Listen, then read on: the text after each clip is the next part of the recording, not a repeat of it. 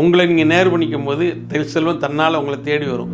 சிஸ்டத்தை தளராமல் நீங்கள் கொண்டு போயிட்டே இருந்தீங்கனாலே அந்த இஷ்டத்துக்கு வேலை செய்யும்போது நம்மளை கஷ்டத்தை கொடுக்கலாம். எந்த ஒரு விஷயத்துலையுமே பார்த்தீங்கன்னா ஒரு சடைவாகவும் இல்லை இன்னொரு நாளைக்கு ஆர்வமாகவும் இப்படி மாறி மாறி இருக்கிறோம்.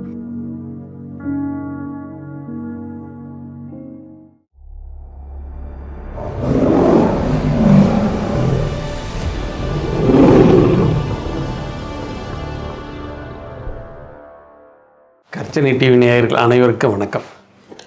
செல்வம் சேர்ப்போம்னு சொல்லிட்டு நம்ம ஒரு முறையும் பணத்தை பற்றி எப்போ எங்கே வாங்கணும், எப்படி வாங்கக்கூடாது, எப்படி அதை வாங்கி அதை திருப்பி செலுத்துறதை பற்றி பேசியிருந்தோம்.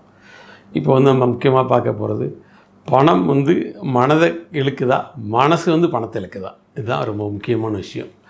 பணம் செயற்கையாக செஞ்சது, மனம் இயற்கையானது. ஒரு இயற்கையான ஒரு மென்பொருள், ஒரு செயற்கையாக உருவாக்கப்பட்ட ஒரு ஹார்டு கடுமையான ஒரு பொருளை இழுக்கணும். அது எப்படி சாத்தியமா அப்படிங்கிறது தான். இப்போ அது சாத்தியம்தான் அப்படிங்கிறது நிறைய அருளுரைகள் பொருளுரைகளாக சொல்லியிருக்காங்க. அருள் இல்லாதற்கு உலகம் இல்லை, பொருள் இல்லாதற்கு உலகம் இல்லைலாம் சொல்லியிருக்காங்க. பெரியவங்க நிறைய விஷயங்கள் சொல்லியிருக்காங்க. பணத்தை பற்றி பேசாத ஆன்மீக பெரியவர்கள் கிடையாது, சித்தர் பெருமக்கள் கிடையாது, செல்வத்தை பற்றி பேசாத யாருமே கிடையாது. அப்போ அந்த செல்வத்தை எப்படி நம்ம இழுக்கணும் அப்படிங்கிறதுக்கு ஒரு பிரபஞ்சம்னு ஒரு பெரிய கருத்துக்களை சொல்லிகிட்ருக்கோம்.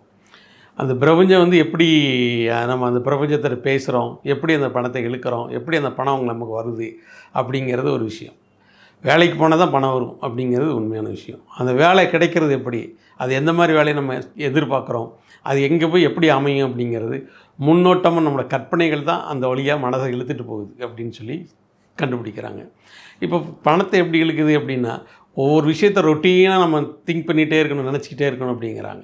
உதாரணமாக இயற்கையாகவே இறைவனோட அருளில் பூமி தன்னைத்தானே சுழன்று கொண்டு எந்த வித மாற்றமும் இல்லாமல் செயல்பாடை நடத்திக்கிட்டே இருக்குது.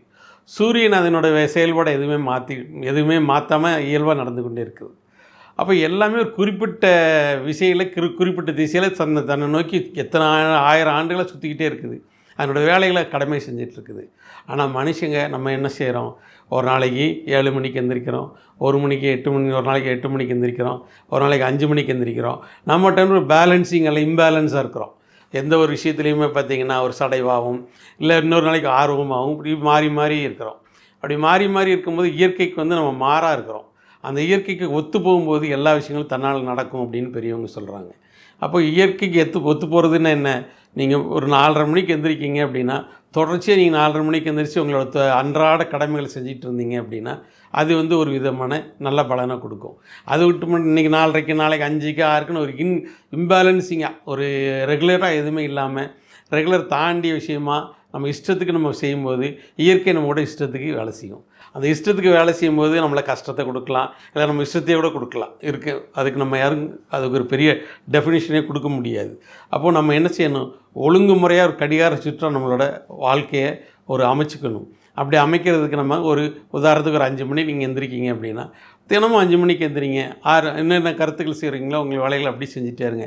6 மணிக்கு எந்திரிக்கும், 6 மணிக்கு செய்யுங்க.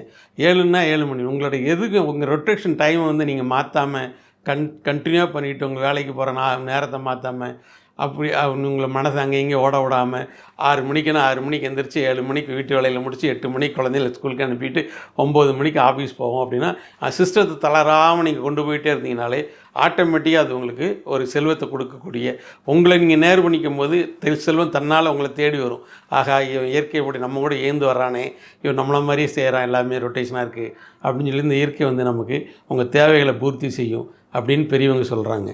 அதை நம்ம எல்லாமே நடைமுறைப்படுத்தி அதை எப்படி பண்ணணும் அப்படின்னு சொல்லி நம்ம பார்க்கணும்.